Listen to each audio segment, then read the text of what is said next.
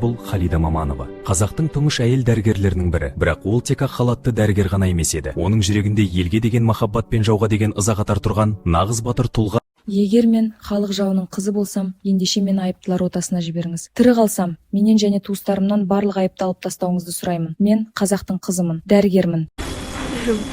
Тағы да ойланып көрші. Неге соғысқа барасың? Сен дәрігерсің ғой, қарашығым ау. Дәрігер болу, майданнан тыс қалу емес, анашым. Мен өлгім келмейді.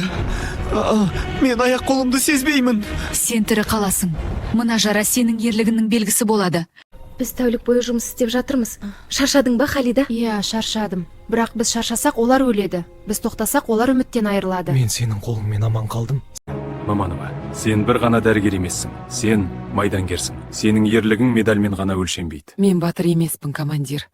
Мен тек өз парызымды орындадым. Деген білім мен жүрек болса, сендер де еліңе көмектесе аласыңдар. Соғыс тек қарумен емес, адамдарға көмектесу де ерлік. Мына батыр қыз соғысқа барып, адамдарды құтқарыпты ғой. Ол Халида Маманова, қазақ қызы, батырда ғалымда болған тұлға.